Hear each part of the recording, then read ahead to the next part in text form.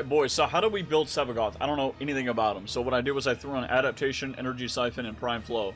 I have no idea. Like, I don't even know what we should be doing. Whoa, whoa, I forgot about this. What was that roll? What was that roll? Oh my god, the pimp frame, dude. The pimp frame.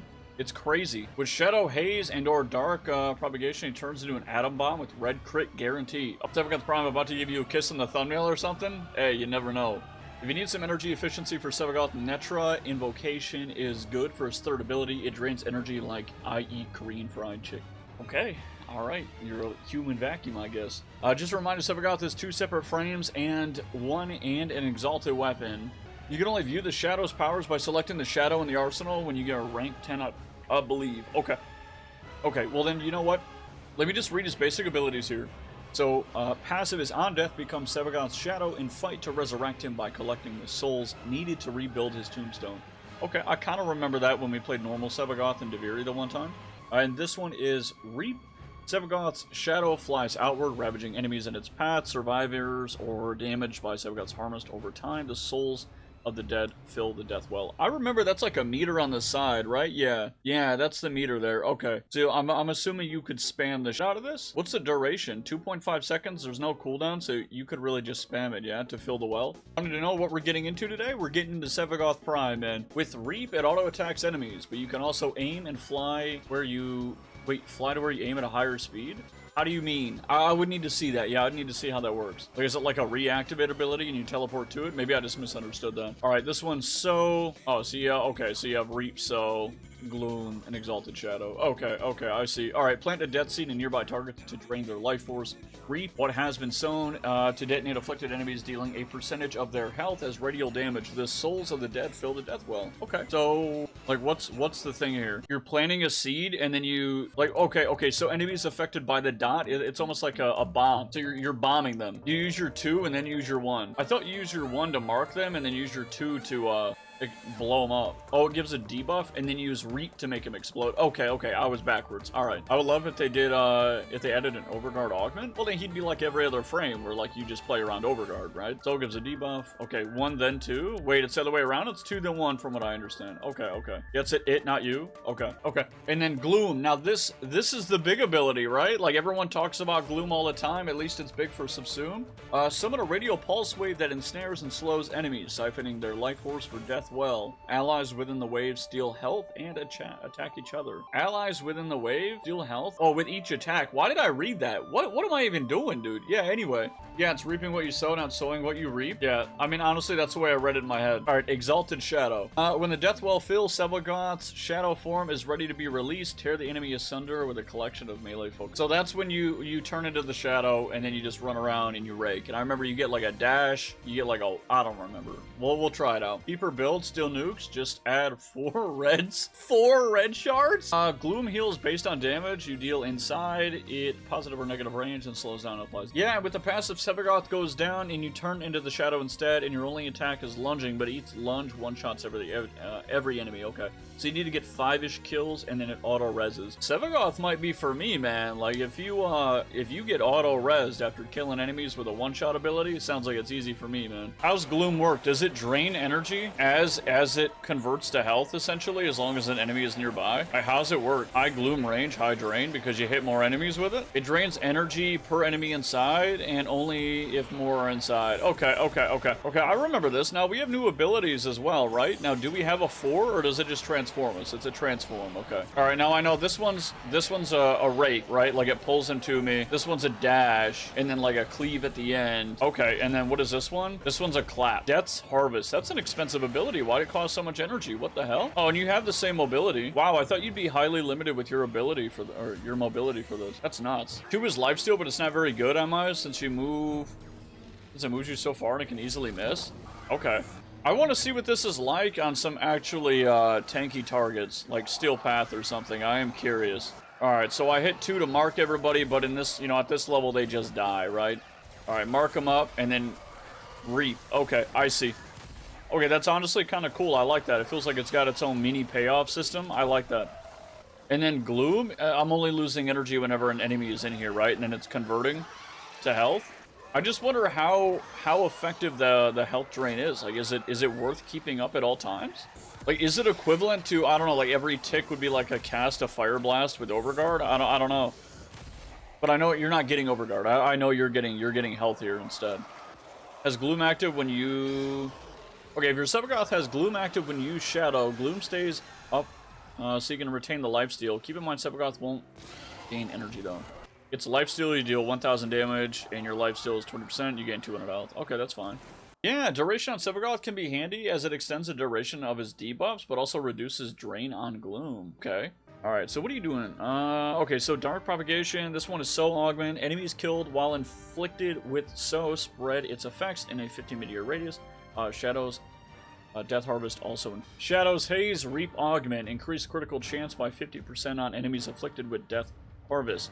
A new shadow emerges from those enemies, and when they perish, limited 3 shadows. So does it spread out and seek other enemies? So you're essentially a massive ticking time bomb. Oh, you put an Umbra. Oh, you put Umbral Intensify here? Oh my god. 44? How many shards do you have in this guy, though? 2 red, 1 Tau? 1 Tau what? Like just 2 red and one of them's a Tau? And you know what? Boys, we're gonna do it. I lied. I don't think I'm gonna do it. I don't think I'm gonna do it, man. It would actually run me poor. I'm actually not gonna do it. I'm actually not gonna do it. I'm not doing it. You know what? It's good. I think 106 is actually pretty good. 4.9 is actually pretty good. That is that's expensive as hell, man. I'm not doing it. I'm not doing that. Yeah, hold on. Actually, let me just look at this real fast. So, like, what is the difference here? I don't have Augur Secrets, and you have Overextended. So this build is fine, right? Like, wouldn't this build be fine, Omega, to get that percentage? Almost. You're at 241. Ooh. I mean, that's rough, man. That's really rough. I mean, what? Okay. So just in theory, right? I know you don't need to, but just in theory, what if I don't know, like what if I removed catalyzing shields? What if I removed catalyzing shields and then I used some sort of efficiency mod and then I used blind rage? Then you will need negative efficiency in Augur set? Well, how bad would it be? Well, hold on. Let me just duplicate this over here, right? Like let me just do this. Let me just do this, right? Like let me take this, let me go over to C, and then we can call this, I'm probably not actually going to use this right now, but like let's see, just for the sake of it, right? Let's just call it Nuke, okay? Let me get rid of this, and then let me get rid of Intensify, and then for Strength, I'll use, where to go? Blind Rage, right? We put the Blind Rage on there. We're at 226%, and then we use something for Efficiency, which could be like, what, like Streamline or something?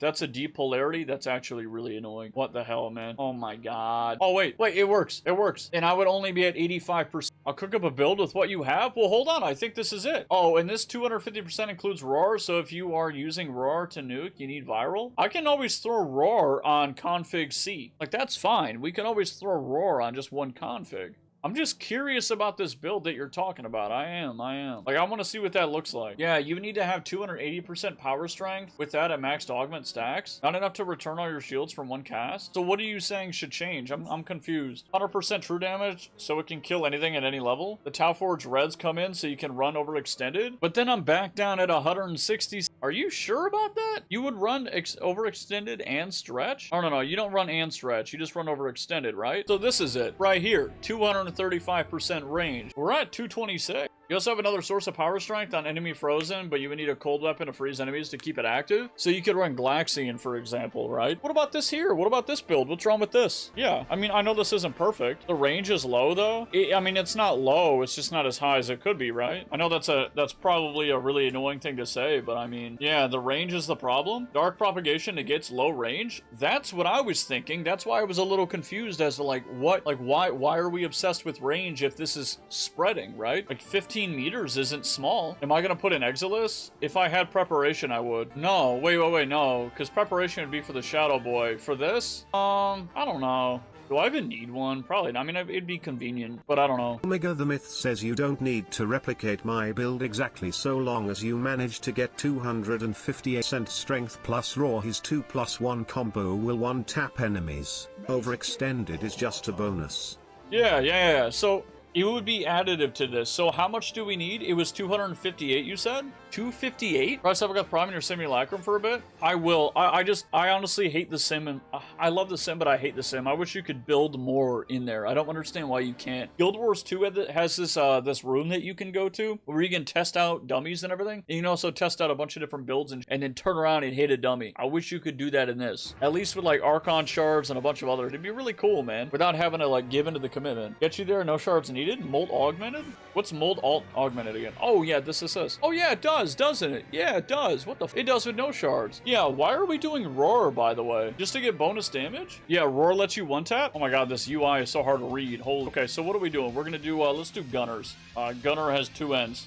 Gunners. Corrupted, we're gonna do, what is it gonna be? Alright, so do we pop roar? Do we pop this? Do we only use it once?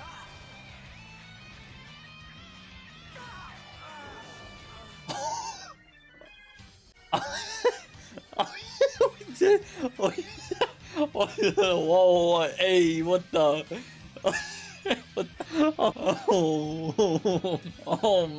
Oh my god, what is this?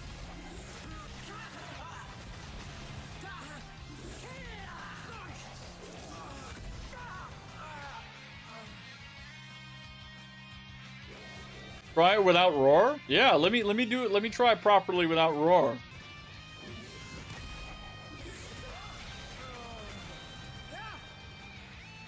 I mean, it's close, man. Even without roar. Yeah, but I mean, with roar.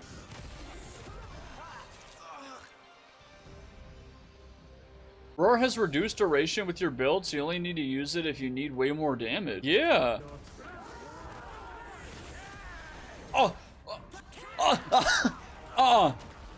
Wait. Oh my god, they're so strong. Like, we just don't live. We don't live. Because sim enemies are hugging each other? That's what gloom is for? Oh, okay. So what do we do about eximus bubbles? What do we do about these? I mean, gloom is pretty good, yeah? What the hell is happening? We're testing things. Yeah, we're testing things. But yeah, okay. All right, so let me just verify. So you plant a death seed in nearby targets to drain their life force. Repoot has been sown to detonate afflicted enemies, dealing a percentage of their health as radial damage to soul. Okay. So I've got Shadow flies outward, ravaging enemies in his path. Survivors are damaged by death harvest over time. The souls of the dead fill the well. It's radiation damage. So this will be even better in with the murmur, right? Yeah, once I do one shot without any of it, yeah. The problem with gloom is energy cost. Instead of a radial pulsewave that ensnares and slows enemies, siphoning their life force for the death well. Allies within the wave steal health with each attack. All right, I'm gonna try this one more time.